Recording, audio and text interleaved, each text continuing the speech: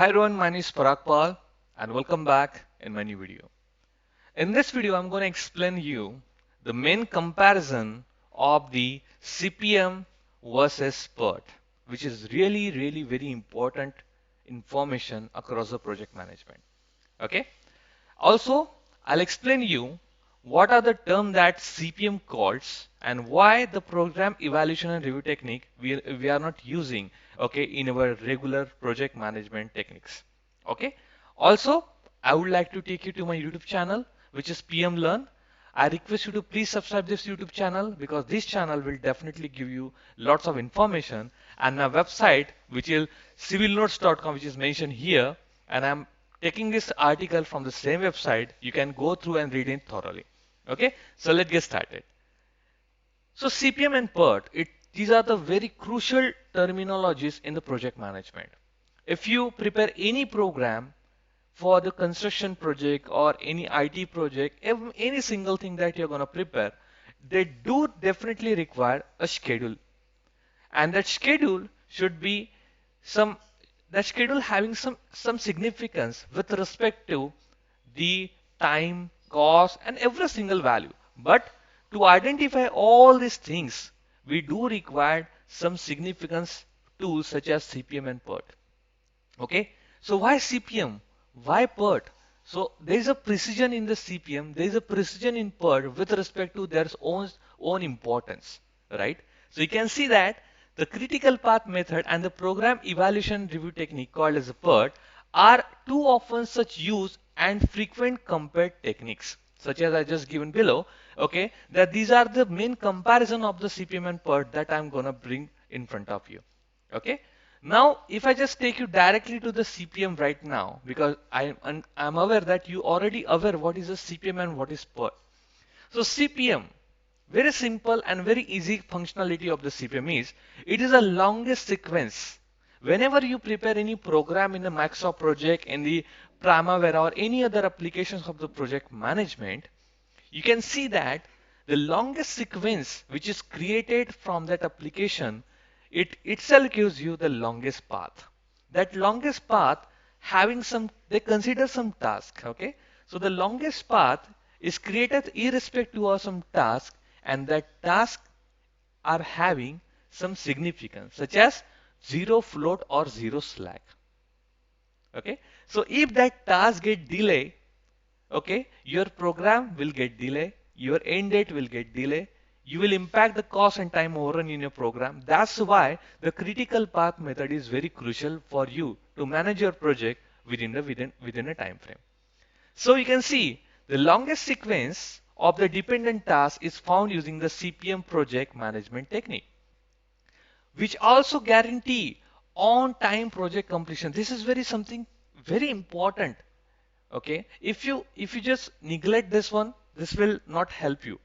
You need to understand why CPM is so important in your construction project, why Delhi Metro's kind of project completed on time, because they find the significance, they find the importance of this critical path method over a time period while execution stage. Okay, it focus on the determining a critical path, okay, or other task of that need to be finished on time in order to avoid schedule delay of the project. As I just said, that to avoid a schedule delay, we should always look into this scenario. Now there is some key features of the critical path method, guys.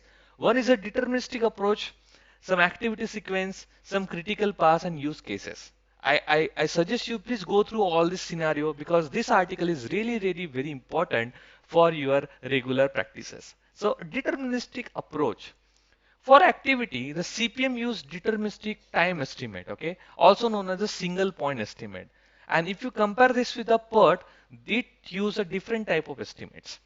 Okay, I'm going to take you over this video with the same comparison in few minutes of time.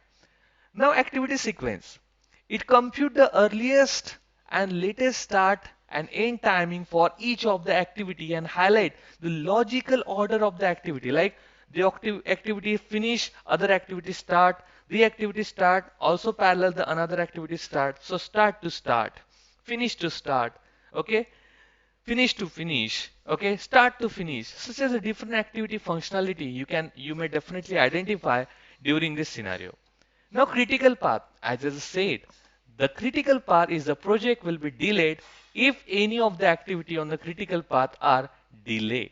So these activity have zero float or slack. Understand? Now use cases. We do have these use cases with us. Like we do have a suitable for the projects with clearly specific task, forcing completion date and established dependencies. So with respect to the critical path method, we can clearly specify the task. What are the tasks that is really dependent on each other, okay, and the completion date.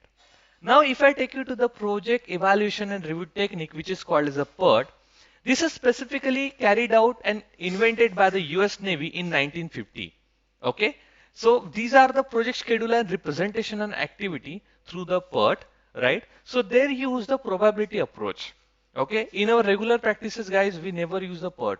We only use a critical path method. That's very clear and very easy to understand, right? But we should understand, we should get this information of the PERT because we do need to understand where PERT is used. So PERT used at the research scenario. Where is the research to be concluded, to be initiated, to be identified? At that level, the PERT is coming to the picture. Okay, so the probability approach to account for uncertainty and unpredictability, PERT employ three-time estimate. Okay, which is most likely pessimistic and optimistic. So these are the three-time estimate we use during the program evaluation and review technique. Now there is an activity network, such as the network diagram. They definitely show the dependencies and order of the activity. Also, PERT calculate the expected project duration and identify critical path based upon the probability estimate. So whatever we are calculating here, we are calculating based upon the probability estimate. Right? Now you can see that here very important use case is, so it is suitable for the research and development projects, project with non-repetitive task, and project with high degree of uncertainty in duration of the activity. That is what the usage of the PERT. Now if I just take you to the comparison of these things, so you can see that, so CPM, I can just, I can just zoom it. I can't, okay. So you can see that the CPM and PERT are project management technique used to plan, schedule and control complex projects. Both methods use a network diagram to represent the project tasks and their dependencies. So CPM and PERT. So CPM always provide a deterministic time estimate, whereas a PERT provide the probabilistic time estimate. Okay, so it is a fixed time, it uses a three-time estimate.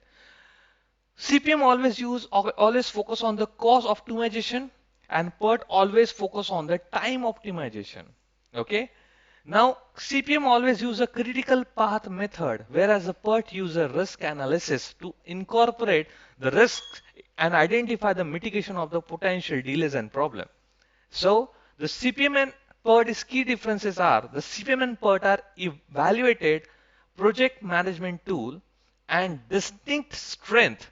So CPM exceed the cost in optimization and the deterministic planning, while PERT prioritize the three optimist. Okay, so that's what very important one. So now I have just cleared all these points in the above diagram. Okay, so I suggest you just visit my website and don't forget to subscribe my YouTube channel PM Learn. Okay, and I suggest you to just visit this website, go to the project management related activities and just have a quick look over here, so you can get lots of project management information over a course of time, right? So I hope you like this video, guys. Enjoy your day. Have a nice day. Bye bye.